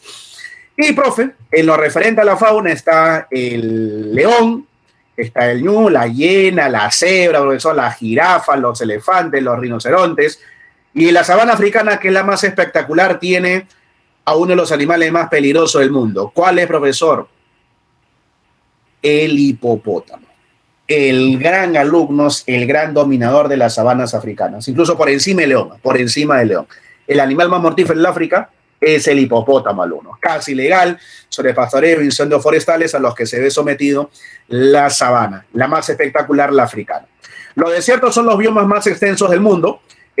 Alumnos, abarca América del Sur, América del Norte, el África, Asia y Oceanía. El desierto, profesor, lo encontramos el desarrollo minero, el desarrollo, alumnos, de extracción de gas, de petróleo y también jóvenes, el turismo. En los desiertos, profesor, el clima es tropical árido, muy escasas precipitaciones, tropical árido. En la flora tenemos a los nopales, a los algarrobos, tenemos a los cactus. Y en la fauna, profesor, tenemos a los camellos, a las serpientes, a los dromedarios, los escorpiones, los alacranes, camellos con 2 jivas, el dromedario con una sola jiba. Ahí está el coyote también, profesor. Ahí está la fauna. Ahí ubicamos al escorpión, al lagarto, a la serpiente, al coyote. Profe, una pregunta. Y en el caso peruano, ahora en el desierto peruano tenemos a los gallinazos. En el desierto peruano también, alumnos, vamos a localizar al conocido zorro, el zorro costeño. Allá en el norte le dicen el zorro de Sechura. El zorro de Sechura. ¿Qué más, profe? Viene ahora los biomas, alumnos, de clima templado. Yo le puedo mencionar a alumnos en los biomas de clima templado, en los biomas, alumnos, templados a la pradera. La pradera es una zona que está con un clima templado, lluvioso 6 meses. 6 meses de lluvia y 6 meses de sequía, que está en América, Norte, Centro y Sur, en África, en Europa, en Asia, en Oceanía, menos en la Antártida. En todo el mundo está, menos en la Antártida. Tenemos el nombre de praderas. En América del Sur se les llama pampas, en Europa, en Asia se les llama estepas. El clima es templado. Y acá, profesor, el hombre es uno de los 2 biomas más alterados por la humanidad: agricultura, ganadería, sobrepastoreo, mucha presencia humana. Tenemos en los pastos a las gramíneas, al ajenjo, a la espiguilla, a la col de venado. También está alumnos de la hierba de búfalo, la hierba timoteo, el caracolillo y el césped, que es el famoso pasto que se utiliza en muchos campos deportivos. En la fauna está el caballo silvestre, el bisonte. Tenemos alumnos también a las comadrejas, a las perdices, a los ñandúes, a los antílopes. Profesor, es la fauna, el ciervo, el bisonte, el caballo silvestre, los antílopes, el halcón, el águila. Profe, una preguntita sobre esta región. Si es muy intervenida, es una de las menos protegidas por parte de la humanidad, debido, alumnos, a la gran concentración humana. Es de los que tiene poco porcentaje de unidades de conservación, o sea, lo que sería áreas naturales de protección. Profe, ¿la pradera existe en Perú? Pradera, desierto, alumnos, bosque tropical, sabana, todos ellos lo tenemos en nuestro país. Igual que el bosque templado. El bosque templado se localiza en América del Norte, en América del Sur, incluidos pequeños segmentos del Perú. Se localiza en Asia, se localiza en Europa. El clima es templado, lluvioso anual todo el año. Por eso que, a diferencia de la pradera, que llueve 6 meses y hay 6 meses de sequía, por eso hay puro pasto, en el bosque templado, como llueve siempre, hay árbol, árbol, árbol. ¿Qué desarrolla acá? Este es el bioma más poblado por el hombre, todas las actividades económicas, agricultura, ganadería. ¿Por qué? Porque deforestamos los bosques. Este bosque templado, profesor, que es el bioma más poblado, tiene las secuoyas, que es el árbol más alto de todo el mundo, un árbol que puede sobrepasar en los Estados Unidos los 115 metros de altura y puede vivir más de 4.000 años. Tenemos árboles caducifolios que pierden sus hojas en el otoño, reverdecen en la primavera, y los perennifolios, alumnos, que son hojas perennes, ¿no?, que están todo el año justamente con con el árbol. En la flora, profesor, tenemos a los robles, a los nogales, las castañas, las hayas, los arces y también las secoyas, que solamente están en Estados Unidos. En la fauna están los linces, las cigarras, los topos, los murciélagos, la ardilla gris, el ciervo de cola blanca, los mapaches, los lobos, los zorros y los osos. Ahí está, profesor, el jabalí, una de las especies más invasivas en el mundo, el ciervo, el zorro, el oso pardo, el gato montés. También tenemos a las cigarras. Profesor, este es el bioma de mayor cantidad de población humana habitándola, una gran cantidad de alumnos de seres humanos ocupándola, por eso muy alterado por parte del hombre, lo que viene a ser alumnos el bosque templado. Y en las zonas polares tenemos alumnos al bosque, al llamado bosque coníferas o taiga. Bosque coníferas abunda solamente en el hemisferio norte, en América del Norte, Estados Unidos, Canadá, en Europa y en el continente asiático. El clima es acá frío, lluvioso, anual. Árbol, árbol, árbol, porque llueve siempre.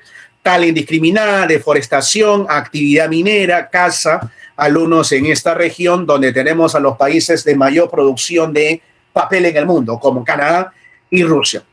Profesor, una pregunta. ¿Qué árboles tenemos? Los pinos, los abetos, los abedules. En la fauna tenemos a las martas, tenemos a los bisones, tenemos a los castores, a los renos, a los osos pardos, a los lobos, a los zorros, a los alces, a los ciervos rojos. Son especies, muchas de ellas que migran y otras que van a simplemente hibernar.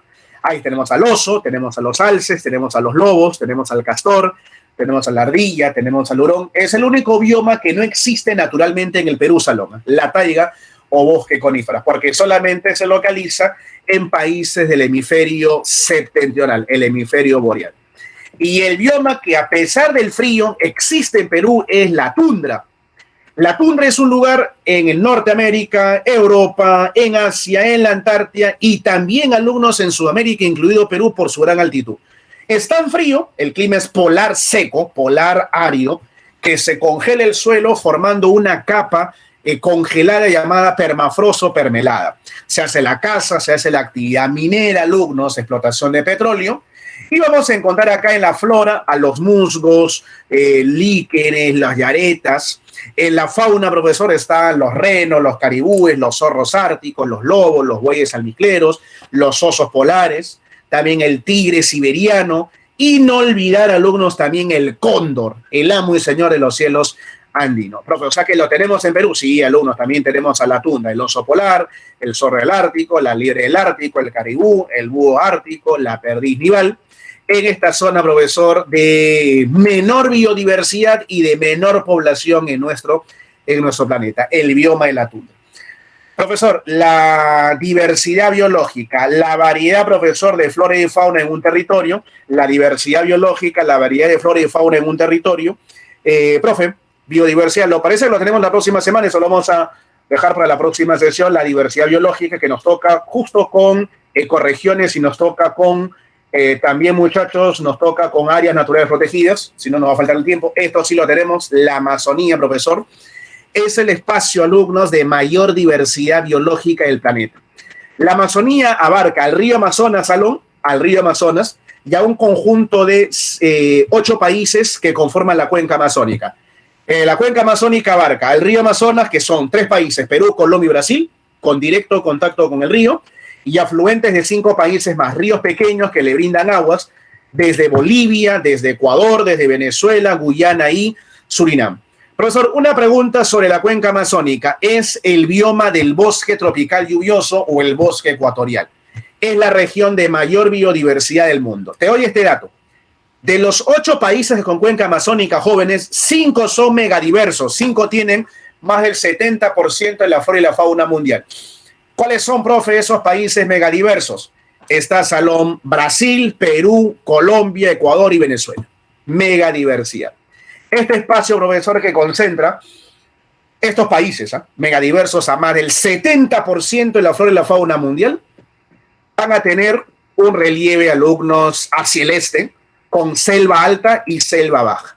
Profesor, en la selva baja tenemos, damas y caballeros, a estas curvaturas que hacen los ríos, meandros, las partes externas, las zonas, alumnos, convexas de la curvatura del meandro, que se llaman, alumnos, los recodos, las zonas internas, las zonas cóncavas, que se llaman barrizales, que son playas aluviales de agricultura temporal en época de no inundación. Se inunda solamente en el verano los barrizales, también llamados barriales.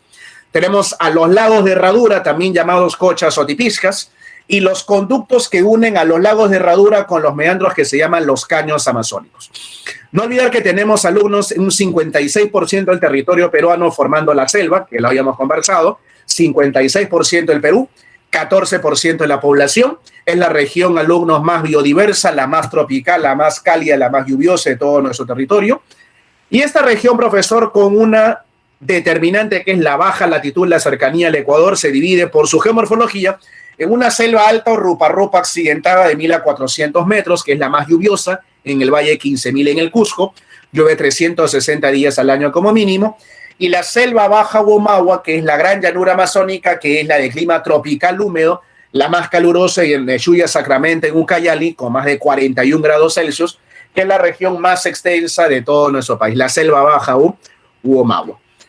Profesor, en cuanto a la selva alta, simplemente recordar lo que ya habíamos conversado, valles longitudinales, pongos, cavernas, y también tenemos alumnos las denominadas cataratas. Y en la selva baja, profesor, tenemos a los filos, ¿te acuerdas? A las tahuampas, a las restingas, a los altos y a los filos. Un tema que también lo hicimos, muchachos, señoritas, en el tópico de relieve peruano, litoral, costeño, andino y amazónico. La hidrografía, profesor, el gran río Amazonas, el río Rompecanoas, el río más largo del mundo, el río que tiene más longitud, más caudal, más ancho, más profundidad, más biodiversidad, más de 1.000 afluentes. El afluente más grande del mundo es del Amazonas, el río Madeira. Tenemos, alumnos, el río con la desembocadura en estuario, donde se forma una isla llamada Marajó, que es la isla de río, la isla fluvial más extensa del planeta. Tenemos una espectacular biodiversidad, pirañas, paiches, tilapias, carachamas, delfines rosados, manatíes, anacondas, caimanes negros, la excepcional diversidad biológica, alumnos, de los ríos amazónicos. Un río Amazonas que se forma en los deshielos del Nevado Quehuilla, en la cordillera El Chila, en la quebrada Pacheta, en la provincia de Cayoma, en el departamento Arequipa. Para ser más exactos, jóvenes, en la cadena occidental de los Andes del centro de nuestro Perú. Desde ahí el origen remoto, el río Amazonas es el más largo de todo el mundo, sobrepasando con creces al río Nilo. Tenemos puertos fluviales, profesor, como el de Iquitos, el de Caballocoche, el Ramón Castilla, en Loreto, la isla Marajó, la isla de río más grande del mundo, el mayor afluente, el Madeira, la ola más larga del mundo, la ola de la Pororoca. El origen conocido también lo podemos recordar, la confluencia de los ríos Ucayali y Marañón, en la depresión de Ucamara, en la selva baja de Loreto, cerca de la localidad de Nauta. Bueno, ¿te acuerdas que el río Amazonas se forma de la unión del Ucayali más el Marañón? El Ucayali se forma de la unión del Urubamba más el Tambo es la unión del Periné más el N, y el N, que se forma la unión del Mantaro más el Apurima. Todo eso es la confluencia básica amazónica. Profesor, esta región que es considerada pulmón, una de las 7, pulmón de la humanidad, pulmón del planeta, una de las 7 maravillas del mundo moderno, durante el año 2011, en el mes de noviembre, esa asignación se le dio ya cuando era presidente del Perú el señor Humala Tasso Ollanta. ¿Qué es la OTCA, profesor? Las siglas de la Organización del Tratado de Cooperación Amazónica, que es un tratado que se firma en el año de 1978, el 3 de julio, con sede en Brasilia, también llamado Pacto Amazónico, Tratado de Cooperación Amazónica, que abarca a los 8 países con cuenca amazónica: Perú, Colombia, Brasil, Bolivia, Ecuador, Venezuela, Guyana y Surinam. A los 7 países, alumnos, con cuenca a los 8 países, perdón, con cuenca amazónica. Profe, disculpe, una preguntita. Dígame, ¿y Guyana Francesa? No, pues Guyana Francesa tú sabes que no es un país. No es un país, es una colonia francesa, es una dependencia. Por eso no está incluido en la Organización del Tratado de Cooperación Amazónica. Bueno, Brasil es el más grande.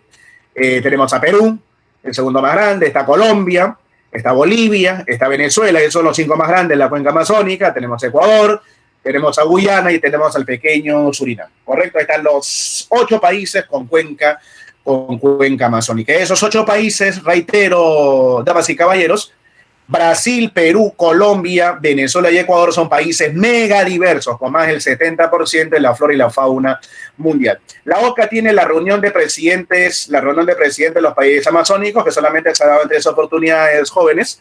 En el año 89 con el primer gobierno de Alan García, en el año 92 con el primer gobierno de Fujimori y en el año 2009 con el segundo gobierno de Alan García. Y, profe, la Antártida, el continente de la paz, el continente blanco. La declaratoria final de la Constitución Política del Perú del año de 1993, con Fujimori, ese acuerdo, señala que el Perú es un país con presencia en el continente antártico. En el año, alumnos, de 1981, el Perú entró al Tratado Antártico. Y en el año 88, el Perú colocó una base científica en la Antártida llamada Machu Picchu. El continente, profesor, que al estar tan lejos del resto del planeta, en un holocausto mundial nuclear, sería uno de los pocos rincones libres de la contaminación en el mundo. Por esa causa, buscando evitar la devastación que querían hacer Estados Unidos y la Unión Soviética, en ese entonces, Unión Soviética, hoy Rusia, queriendo hacer pruebas nucleares en la Antártida, pues se firma el Tratado Antártico en el año 59 para proteger alumnos a la Antártida de la destrucción. Este continente está en el Polo Sur, en la zona, alumnos, del Círculo Polar Antártico hasta los 90 grados latitud sur, el Polo Sur. Profe, ¿por qué se le llama Océano Glacial Antártico, Antártida, Círculo Polar Antártico? Bueno, por las constelaciones, ¿no? Tú te acordarás, alumno, que los griegos fueron los grandes descubridores de las constelaciones. Bueno, en realidad ellos crearon las constelaciones, que son uniones imaginarias de las estrellas. Ellos veían desde el polo norte, desde el hemisferio norte, la Osa Mayor y la Osa Menor. El término griego para hacer referencia a Osa es Artos, y por esa razón, Círculo Polar Ártico, y en la zona norte, el Océano Glacial Ártico. Desde el sur no se puede ver las osas, ni mayor ni menor, porque son del polo norte, el hemisferio norte, y por esa razón, Antartos, ahí viene el nombre, Antártica, de donde no se puede ver las constelaciones de las osas.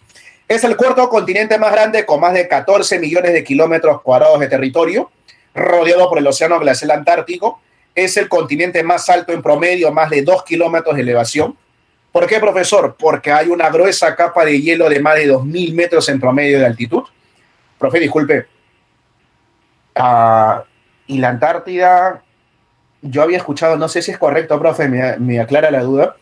Me han dicho que cambia de tamaño, sí, el único continente que cambia de tamaño. ¿Cómo es eso, profesor? La Antártida tiene 14 millones de kilómetros cuadrados en el invierno, en el verano, y en el invierno, cuando se congela el Océano Glacial Antártico, duplica su área, más que duplicar. Llega a casi 30 millones de kilómetros cuadrados. Por eso que a la Antártida también lo llaman el continente pulsante, el continente oscilante, o simplemente el continente blanco, por el hielo, el continente de la paz, porque está prohibido las pruebas armamentísticas y nucleares. Profesor James Cook establece ya en el siglo XVIII la posible existencia de un continente hacia el sur del mundo. Lamentablemente, por los hielos no podía arribar, no podía acercarse a esa zona polar austral de nuestro planeta, hasta que ya en el siglo XX llegan noruegos como Roald Amundsen, ingleses como Scott, para poder determinar que existía un continente congelado en el extremo sur del planeta llamado la Antártida. Un continente que hoy está muy lejos de nosotros. Lo más cercano que está la Antártida a un continente es Sudamérica, a más o menos 850 kilómetros de distancia. Más o menos, profe, ¿eso cuánto sería? De irse de acá, muchachos, hasta Chiclayo, aproximadamente, de acá hasta Chiclayo. Eso es lo más cercano que está Sudamérica, Argentina y Chile a la Antártida, lo más próximo. Pero hace millones de años estuvo formando parte de la Eurasia y Gondwana, de Gondwana, profesor, para ser exactos. ¿Te acuerdas cuando había un supercontinente conocido como Pangea?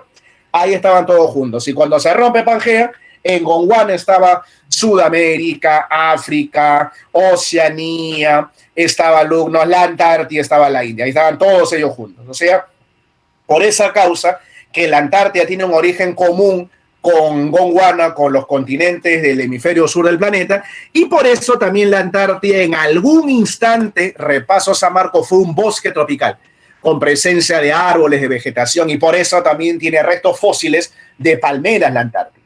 Hoy es imposible pensar de palmeras, porque la ubicación de la Antártida en el extremo sur del planeta, desde los 60 grados de latitud sur hasta el polo sur, 90 grados, hace un clima polar inviable la presencia de bosques tropicales. Fue en algún momento, cuando formó parte de Gondwana en el trópico de Capricornio y de Laurasia en el Ecuador, un bosque tropical.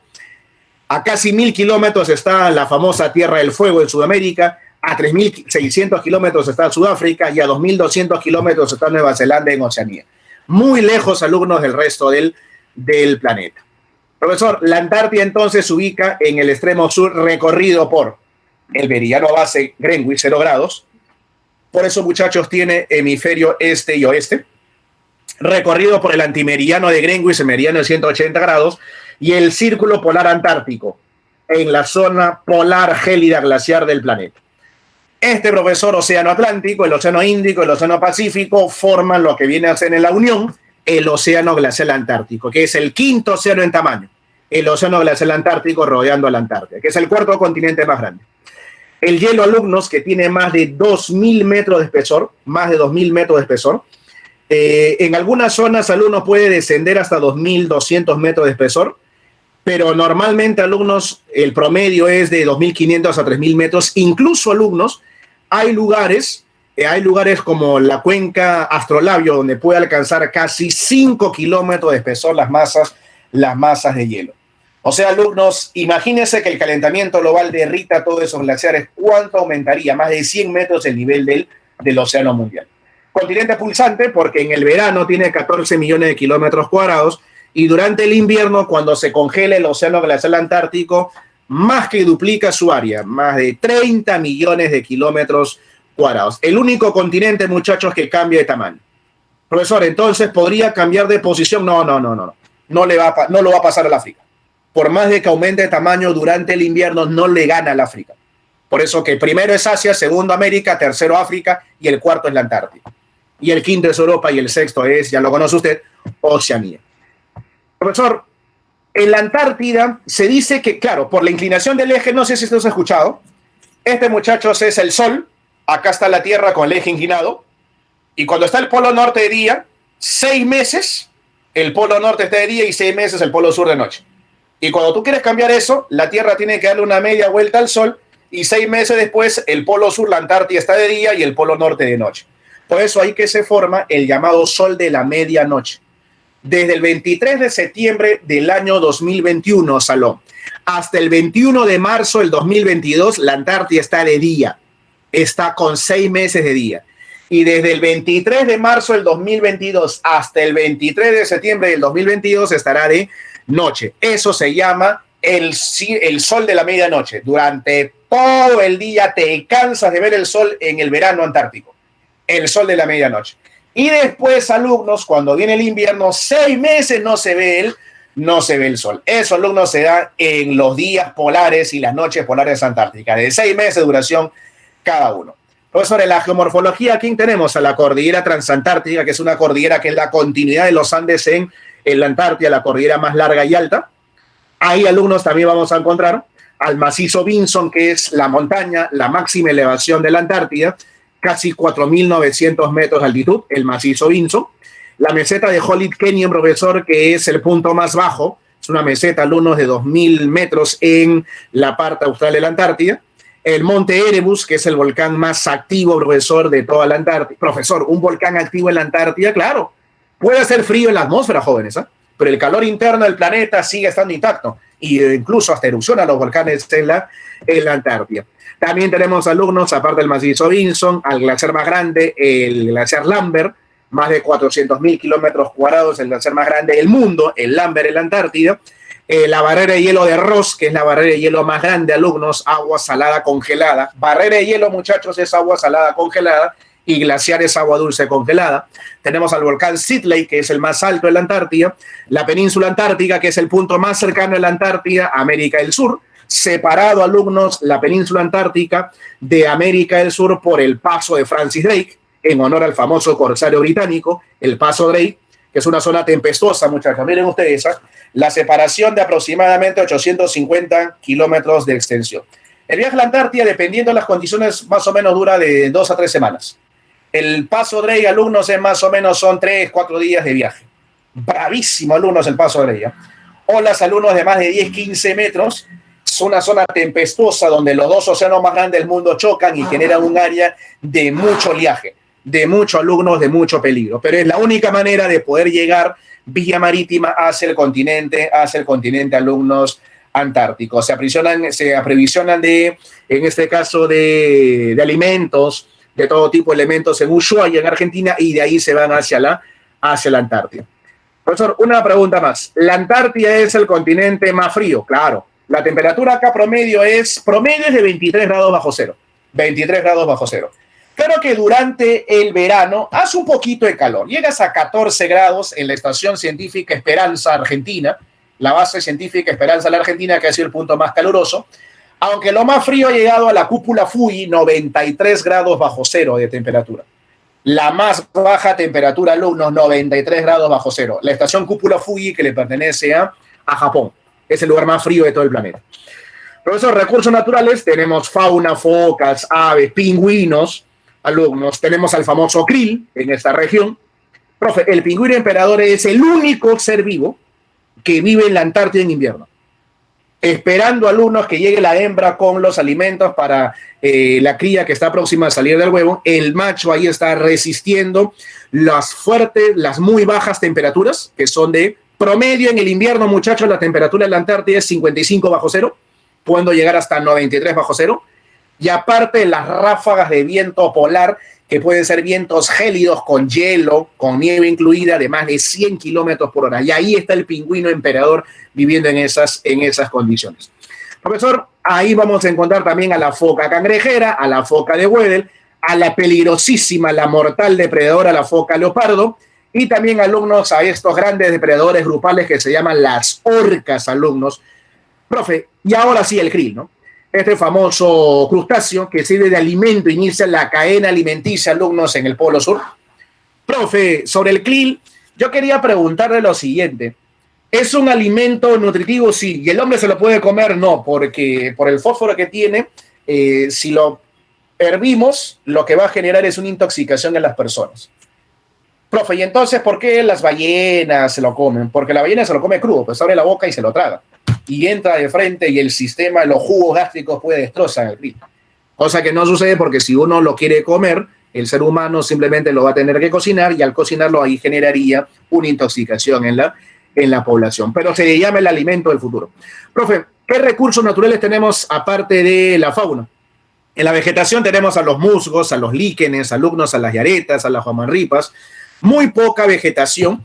Menos, alumno, menos del 4% de la Antártida está cubierta de vegetación, porque menos del 4% de la Antártida está sin presencia de hielo. Los lugares donde no hay hielo, muchachos, señoritas, en la Antártida se llaman los nunataks. También tenemos recursos minerales, tenemos, alumnos, hidrocarburos, petróleo, gas natural, plata, cobre, hierro, zinc, estaño, titanio, uranio, plutonio, y también el agua dulce, ¿no?, que es el más abundante recurso que tiene la Antártida. El 90% de los glaciares del mundo, el 90% del hielo del mundo se encuentra en la Antártida. Y recuerda que el hielo, el agua de los glaciares, es el 69% del agua dulce de nuestro planeta. Profe, o sea, de que la Antártida es la mayor reserva de agua dulce del mundo y que se ve en peligro por el calentamiento global. Profe, cuanto a la política, hay países, alumnos, que están reclamando territorios en la Antártida, como Reino Unido, como Francia, como Noruega, como Chile, como Argentina, pero que no han sido reivindicados. ¿Qué significa eso? Que la Antártida no tiene dueño. Ningún país, alumno, es absoluto soberano en la Antártida. ¿Por qué, profesor? Porque lo prohíbe el Tratado Antártico. 1959 se firma en Washington, D.C., entra en vigencia en el 61, tiene su sede en la ciudad capital de Argentina, Buenos Aires. 12 países fundadores llamados signatarios: Argentina, Australia, Bélgica, Chile, Estados Unidos, Francia, Reino Unido, Japón, Nueva Zelanda, Noruega, Sudáfrica y la ex URSS, la Unión Soviética. Y el continente destinado, objetivo 1, prohibir la instalación de bases militares. 2, prohibir las pruebas armamentísticas nucleares. 3, destinar el continente a la paz y a la investigación científica. Este profesor tratado antártico entró en vigencia en el año 61 con secretaría en Buenos Aires, en Argentina, 54 integrantes. Los 12 países signatarios mencionados tienen voz y voto. Voz, opinión, voto, decisión. Hay alumnos, 17 países adherentes consultivos que tienen voz y tienen voto porque no habiendo sido fundadores, signatarios, son países que tienen bases científicas en la Antártida y aportan al tratado. Ahí está, por ejemplo, Perú. Y hay alumnos, un conjunto jóvenes de 25 países adicionales que son adherentes no consultivos. O sea, que se han unido al Tratado Antártico después de su fundación, pero que al no tener bases científicas no tienen alumnos voz ni tampoco, no tienen opinión. O sea, no tienen, perdón, voto, no tienen decisión, pero sí tienen opinión, sí tienen voz. O sea, los adherentes no consultivos tienen voz, pero no voto. Los adherentes consultivos y los signatarios tienen voz y tienen voto. Ahí están los 12 países signatarios firmantes, más 17 países nos dan un total de 12 más 17, 29 países con voz y voto, opinión y decisión. Y los 25 países restantes que son adherentes no consultivos que solamente tienen voz más no opinión. El Tratado Antártico, profesor, repito, jóvenes, prohibir la instalación de bases militares, prohibir las pruebas armamentísticas y destinar el continente antártico a la paz y a la investigación.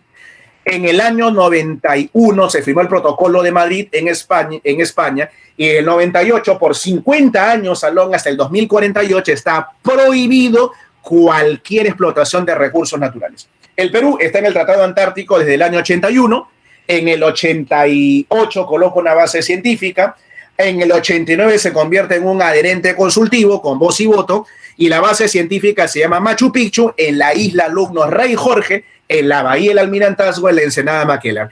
Iba nuestro buque Humboldt, el que tienes en pantalla, el BID Humboldt, el buque de investigación científica Humboldt, pero desde el año 2017 está yendo el buque antártico peruano Carrasco, que es un buque oceanográfico de construcción española especializado, alumnos, en ir al Polo Sur. Profesor, el Humboldt entonces ya lo dieron de baja. Para la Antártida sí, pero sigue haciendo estudios oceanográficos en el mar peruano. Siempre se va alumnos en la segunda quincena de diciembre a la Antártida. Por 3 meses ya ha salido una nueva expedición a la Antártida, alumnos, en el mes de diciembre del año 2021 y retornará en marzo del año 2022. Hacemos estudios oceanográficos, biológicos, acústicos, meteorológicos en el continente blanco. Es una base científica no muy grande, es una base para 40 personas como máximo en la isla Rey Jorge. La base más antigua es del año 1904, llamada Orcadas, de la Argentina. La base más grande, imagínate, 1.300 personas en McMurdo, de los Estados Unidos. La zona más cálida, la base Argentina Esperanza. Y la zona más fría, la cúpula Fuji, o la base Fuji, alumnos, o el domo Fuji, que le pertenece al Japón, que ha llegado hasta 93 grados bajo cero. La Antártida está derritiéndose y eso está generando un desequilibrio climático y un aumento en el nivel del mar. Y evidentemente la pérdida de la principal reserva de agua dulce del mundo. Y para simplemente un dato adicional, incluso están haciendo turismo ya en la Antártida.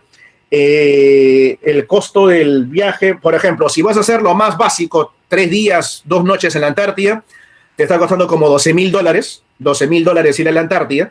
Y si vas a hacer el viaje hacia el Polo Sur, hasta llegar al mismo Polo Sur, es un viaje de más o menos 15 a 20 días, te va a costar aproximadamente $50,000, $55,000 ir hacia el Polo Sur, hacia la Antártida. Listo, vamos a ver, muchachos, rápidamente. A ver, la pregunta número 1 dice, ¿los recursos naturales se pueden conservar, preservar y aprovechar mediante? La 1 no, pues. La 2 verdadero. La 3 no. La 4 verdadero. Y la número 5 verdadero. Entonces sería la 2, 4 y 5. ¿Cuál es la clave, jóvenes? La número 1, clave letra. Clave, alumnos, la letra B. 1 la B, alumnos. 1 la B, ¿correcto? La pregunta número 2, la clave. En el Perú, ¿cuál es la principal causa de la contaminación de los lagos, las lagunas? La contaminación de los relaves mineros. Clave entonces la 2, la letra B. Es lo más tóxico, ¿no? Los metales pesados. 2 la B. Vamos con la 3. ¿Cuáles son ejemplos del pilar ecológico del desarrollo sostenible? La 1, verdadero. La 2, falso. Eso es económico, pilar económico. La 3 es falso. Eso es pilar social. 4, verdadero. y 5 verdadero. Pregunta, muchachos, ¿cuál sería la clave? 1, 4 y 5, clave, la letra A, correcto, la 3, la A. 3A, 4. ¿Cuáles son los efectos humanos resaltantes en los bosques templados? La 1, falso, porque es el más poblado. La 2, falso, porque el sobrepastoreo es en pastizales de praderas. La 3, verdadero. La 4, falso, porque ellos son desiertos y tundras. Y la 5, verdadero. Entonces, claro, tiene que ser la 3, porque es el más poblado. Y por ser más poblado, el más alterado por el hombre. 3 y 5, clave, letra B. Correcto, 4 la B. La 5, ¿qué nos salió? A ver, vamos a asociar. El buey almizclero está en la tundra, la número 2. Luego, la gacela, el ñu están en la sabana, la número 5. El jerbo, el orix, los dromedarios están en los desiertos, la número 4. Luego, el faisán, el gibón, la cacatúa está en la selva tropical, el número 1. Y al final, el glotón, el lince están en los bosques templados, número 3. Ayúdame con la clave. 2, 5, 4, 1, 3, letra A. Muy bien, letra A. 5 la A. La número 6. Jóvenes, cuando hablo de ¿la tundra es un lugar que está cerca del Ecuador? No. Chao A. ¿Cerca de los trópicos? No. Chao B. Profe, pero si la tundra está en una zona fría, está en una zona polar, en una zona de alta distancia del Ecuador, de alta latitud, no puede ser la D, pues, profe, tiene que ser solamente la letra C, altas latitudes, que son las zonas polares, alumnos. Profe, interesante, porque la A y la B son baja latitud, la D es clima templado y la C es clima polar. Listo, la letra C, C y la C. Número 7, jóvenes, la número 7, ¿qué nos marcó la respuesta? ¿Qué se desprende de la Amazonía? ¿Qué se desprende de la Amazonía? Si hablamos de la deforestación, profesor. Profe, estoy depredando, pues estoy destruyendo el recurso. Estoy generando una pérdida de la flora y la fauna, o sea, una pérdida de la biodiversidad, ¿no? Por esa razón hay que protegerlo, hay que conservarlo. La número 7, la D. La número 8. El Tratado Antártico. ¿Qué buscaba? Profesor, prohibir las pruebas nucleares, prohibir la destrucción, destinar a la Antártida la paz, a la investigación científica, o sea, la letra C, excelente, la letra C. La 8, muchachos, la letra C, 8 la C. La número 9, te lo dije en clase, ¿dónde se localiza, alumnos? ¿Qué alternativa tiene especies de fauna endémicas del Perú? La pava aliblanca, yo le dije, en el bosque seco ecuatorial, el mono choro de cola amarilla en la selva alta, el colibrí majestuoso, el gallito en las rocas, o sea, la letra, claro, alumnos, la letra A. La número 9 lo hicimos en clase, la letra A. Y la número 10, ¿verdadero o falso? A ver, ¿la Antártida es una reserva de agua dulce? Obvio, profes, hay mucho hielo. Muy bien. Es una región que produce, en la Amazonía, la Amazonía es una zona de agua dulce, claro. La Amazonía también tiene agua dulce, ¿no ve que tiene ríos como el Amazonas? La 1, verdadero. ¿Tiene reserva de agua dulce? Sí. No es la que tiene más agua dulce, en absoluto, pero ahí te dice, es una gran reserva de agua dulce, verdadero. Es una región que produce oxígeno, obviamente, profesor, por fotosíntesis, bosque amazónico, verdadero. Uruguay está en la Amazonía, falso, profe, falso.